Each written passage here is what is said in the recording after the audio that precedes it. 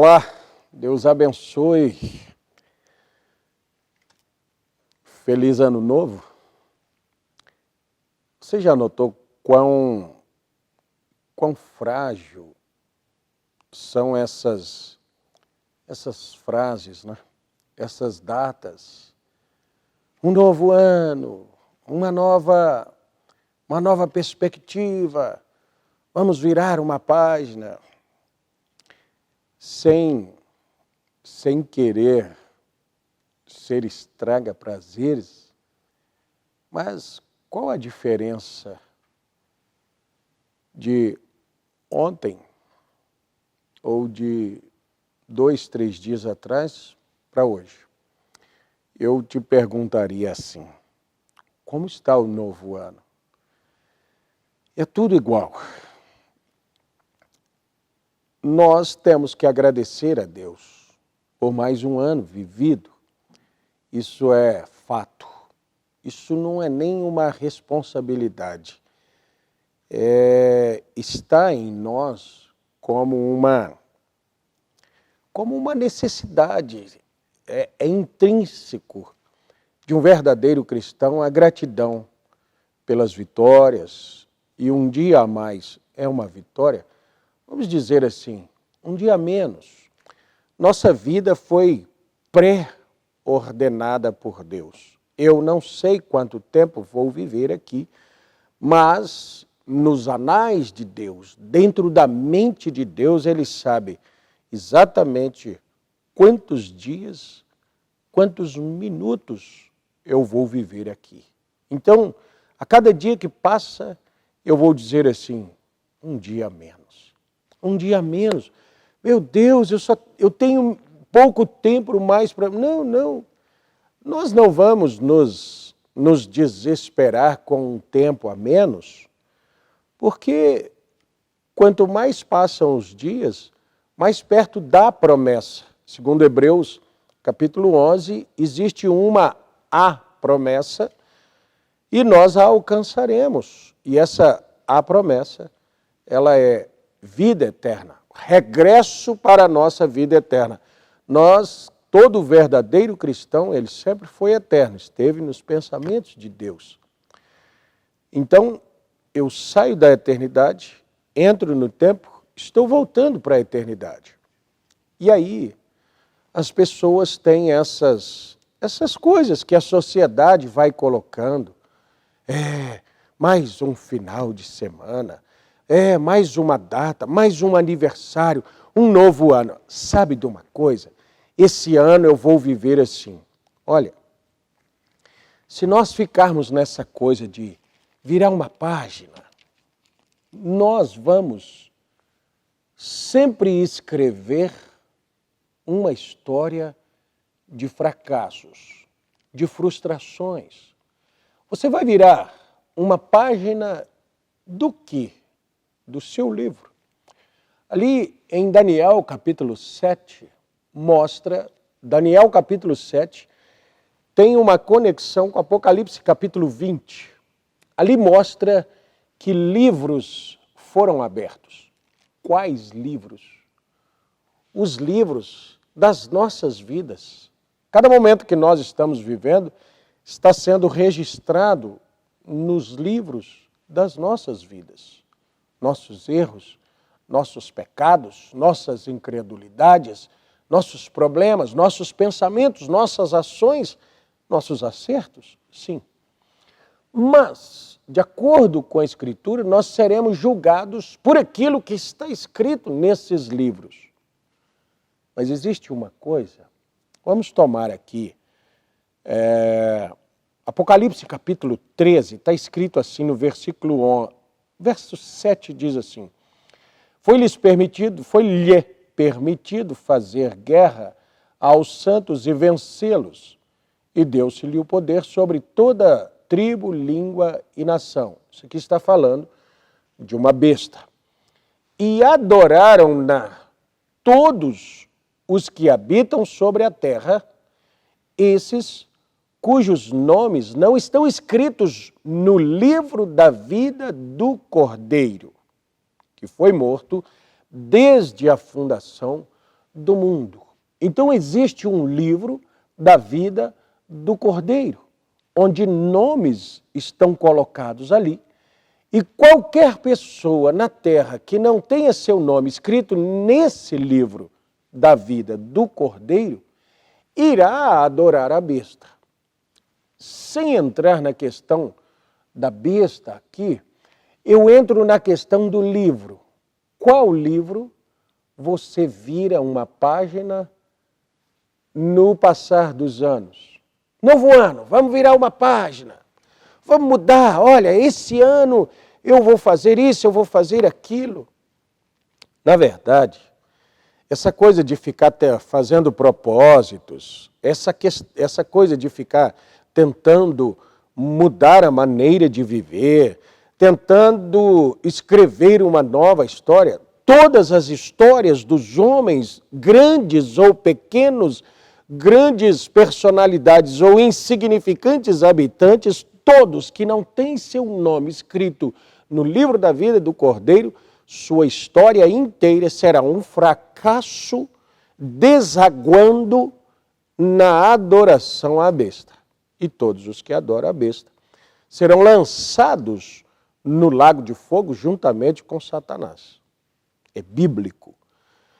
O que nós temos que procurar é enquadrar-nos nas páginas desse livro da vida do Cordeiro, onde nossos nomes, e não só nomes, no livro da vida do Cordeiro não está escrito ali apenas assim, Vanderlei Fernandes Vilaça. Vanderlei Fernandes Vilaça vive a vida que quiser, mas tem o nome dele escrito lá, e depois ele vai se salvar porque o nome está lá. Não. Eu quero tomar aos Romanos, capítulo 8, para que nós possamos entender assim, não tem só meu nome escrito ali, tem minha vida está escrita lá. Meus passos estão escritos ali. Cada minuto da minha vida está pré-ordenado, pré-determinado no livro da vida do Cordeiro. Todas as minhas ações, tudo o que Deus pensou, as pessoas dizem, o que Deus sonhou para você. Deus não sonha, Deus nunca sonhou. O significado de sonho é um desvario. Primeiro, para sonhar, tem que estar dormindo. A palavra diz que ele não dormita, nem cochila. Deus não tem esse tempo de, um vazio e aí veio um sonho. Não, Deus não tem sonho para a minha vida. Deus tem projeto, Deus tem predestinação. É muito difícil para os denominacionais, as religiões, entender predestinação, mas eles aceitam fácil desvario de Deus, sonhos de Deus. Deus não tem sonho. Deus tem escrituristicamente provado predestinação de vidas. Então, o que Deus pré-ordenou, o que Deus escreveu da minha vida, e eu quero dizer, se esse 2022 Deus escreveu tremendas lutas na minha vida, não há oração que irá mudá-las. A única coisa que eu devo dizer é, dá-me força, Senhor, capacita-me. Se tu tens me ordenado para tais batalhas, dá-me força, porque eu quero viver tudo o que Deus escreveu para a minha vida. Como é que você pode dizer isso? Veja, a Romanos, capítulo 8, verso 27, diz assim, e aquele que examina os corações sabe qual é a intenção do Espírito, e é ele que, segundo Deus, intercede pelos santos. E sabemos que todas as coisas contribuem juntamente para o bem daqueles que amam a Deus, daqueles que são chamados pelo seu decreto. Então observa, quem é que examina os corações? O Espírito Santo. Ele sabe as nossas intenções. Se você observar o apóstolo Paulo falando com Timóteo, Em 2 a Timóteo capítulo 3, ele fala assim, Timóteo, você tem seguido a minha conduta, você tem seguido, obedecido a minha doutrina e você tem seguido as minhas intenções. São Paulo viveu uma vida muito transparente para que Timóteo pudesse captar as intenções de Paulo. Aqui, mesmo que nós consigamos enganar as pessoas com as nossas intenções, às vezes fazer algo, mas tinha uma intenção, nós chamamos de segunda intenção, uma intenção obscura por detrás. Aqui existe alguém que examina os corações e sabe qual é a intenção do Espírito. E é ele que, segundo Deus, intercede pelos santos. Então é esse que pode dizer para Natanael que não há dolo na vida dele, nas ações dele. Essa graça de Deus nos defende das nossas ações. Nós temos ações que nos igualam a pessoas erradas, a mundanos. Por quê? Porque em algum momento das nossas vidas nós falhamos. Se nós formos pegos na falha, nós seremos condenados. Mas há um Espírito Santo que sabe das nossas intenções e intercede diante de Deus a nosso favor. Dizendo, ele não teve intenção, ela não teve intenção dessas coisas. Qual é nossa intenção? A nossa intenção é estarmos enquadrados naquilo que Deus projetou, pré-ordenou para as nossas vidas. Então sabemos que todas as coisas, quais coisas? Todas, essa palavra todas, tudo, isso é indefinido. Todas as coisas contribuem juntamente para o bem daqueles que amam a Deus, daqueles que são chamados por seu decreto. Porque os que dantes conheceu, então somos conhecidos de Deus em um momento antes do tempo. Os que dantes conheceu, também os predestinou. Que predestinar? É fazer um destino prévio antes que a pessoa aqui chegue e escrever a vida dela. Os que dantes conheceu, também os predestinou para serem conformes à imagem de seu filho, a fim de que ele seja o primogênito entre muitos irmãos. E os que predestinou, a estes também chamou. E aos que chamou, a estes também justificou. E aos que justificou, a estes também glorificou. Por que eles não foram, então, aqui em Apocalipse capítulo 13, verso 8, não adoraram a besta? Porque seus nomes estavam no livro da vida do Cordeiro, e como eu disse, não estava só nomes no livro da vida do Cordeiro. Estava uma predestinação, havia uma vida escrita. E quando o cristão aceita o Senhor Jesus Cristo, ele está aceitando a sua predestinação. Ele está dizendo, Senhor, eu entendi que sou teu filho, portanto eu quero saber o que o Senhor escreveu da minha vida. Ano 1, ano 2, ano 3, ano 4, ano 10, ano 2021, ano 2022. O que está escrito no livro da vida do Cordeiro para que eu viva esse ano? É o que eu quero viver. E aí, você deve entender assim. As pessoas pensam que Deus tem escrito para as nossas vidas só coisas maravilhosas, né? Sonhos de Deus para você esse ano vai ser maravilhoso. Entenda uma coisa, não importa onde você esteja, não importa o que você esteja fazendo, faça o melhor. O que Deus escreveu para nós é sermos a representação do céu em todos os lugares que nós estivermos. Então, se você trabalha com uma coisa muito relevante na sociedade, seja o melhor. Eu vou dizer aqui, se você é um médico, um advogado, um engenheiro, São coisas, profissões admiráveis, né? Seja o melhor, faça os melhores projetos, faça o mais honesto, faça o mais verdadeiro.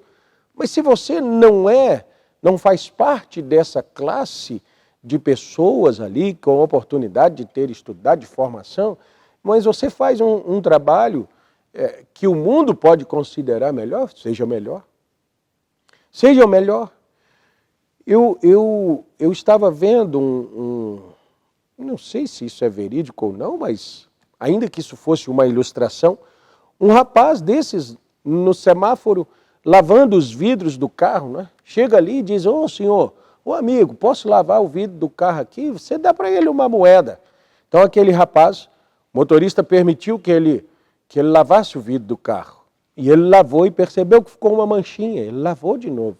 O semáforo vai abrir, mas ele lavou, e até que ele conseguiu tirar a mancha ali. Se ele lavar 2 vidros no semáforo é muito melhor, então só passa a água e seca aquilo e pronto.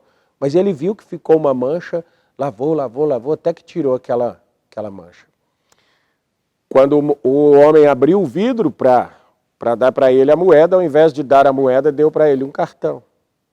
A próxima imagem que você vê daquele moço é trabalhando na empresa daquele motorista, que viu a dedicação, o melhor lavador de vidros no semáforo, conseguiu um emprego por causa de ter sido melhor. Esse é o propósito que nós temos que fazer. Agora eu vou deixar de ser empregado, eu quero ter meu próprio negócio. Faça o melhor como empregado. Porque se você for medíocre como empregado, você será um empresário medíocre. O seu produto será ruim, a sua maneira de trabalhar será ruim, sua empresa não irá adiante. Como cristãos verdadeiros, é isso. Eu quero ser a melhor representação de Deus para as pessoas com as quais eu convivo. Agora, uma vida correta não significa ausência de batalhas. Um ano de vitórias, eu quero ter um ano de vitórias. Um ano de vitórias não significa ausência de lutas. Pelo contrário, um ano de vitória significa um ano de bastante lutas. São Mateus, capítulo 16, o Senhor Jesus Cristo, no verso 18, ele havia conversado com os discípulos, perguntando, quem dizeis os homens que eu sou? Colocaram ali muitas interpretações das pessoas. Depois Jesus perguntou para ele, mas e vós?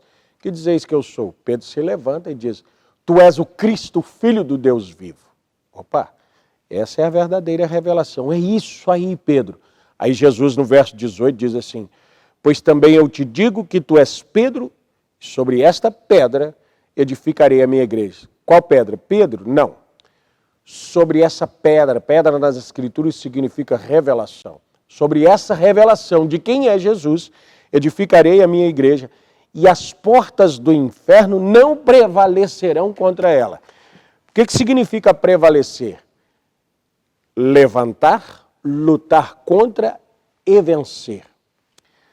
A igreja que está baseada na revelação de quem é Jesus Cristo, não significa que Satanás não se levante contra ela, não significa que ele não lute contra ela, significa que ele não prevalece. Esse é um ano de vitória. Um ano que Satanás não consiga prevalecer sobre as nossas vidas. É isso que eu quero te desejar e é isso que eu quero que você entenda, que no ano passado, no outro ainda, Satanás não prevaleceu contra nós. Levantou, lutou, nos derrubou, nos feriu, nos traumatizou, nos trouxe grandes problemas. O tempo nos trouxe esses problemas, mas ainda estamos aqui. Vencemos. Vamos começar o próximo ano esperando que os governos deem um jeito nas doenças, os governos deem um jeito nas economias, que os governos mudem as coisas. Eu vou procurar dia e noite, através de oração, de busca, de leitura da palavra, de uma vida correta, a vontade vontade de Deus, escrita desde antes da fundação do mundo para a minha vida, essa é a grande vitória. Então, aqui nas chaves do Evangelho, eu te desejo um ano de vitória, um ano onde nós possamos lutar contra todas as batalhas que nos forem propostas e vencê-las, e elas nunca prevalecerem sobre nós. Não vire páginas, mais uma página. Eu não quero escrever o livro da minha vida, porque eu não quero estar enquadrado lá em Daniel capítulo 7, Apocalipse capítulo 20, quando os livros forem abertos. O livro da vida do Cordeiro foi aberto para mim agora. E quando eu compreendo isso, eu não estarei lá naquele julgamento sendo julgado. Eu estarei naquele julgamento julgando, porque além de livros, tronos foram colocados e nós nos assentamos naqueles tronos. Deus te abençoe, medite nisso, vivamos um ano com muita força, um ano com muita intensidade e essa força para nos aproximar mais de Deus e vivermos a vida que Deus preordenou para nós. Ah, qual a vida? Ele preordenou a vida de João, ele preordenou a vida de Jó, ele preordenou a vida de Abraão, ele preordenou grandes vidas, grandes batalhas, grandes vitórias. Não importa muito se uma grande vida para mim seja uma cabeça decepada como a de João e Paulo, ou se seja uma vida de Abraão com muitas propriedades e fazendas e coisa. Importa que eu esteja e que você esteja enquadrado na perfeita vontade do Senhor Jesus Cristo. Deus abençoe, estaremos juntos nesse novo ano.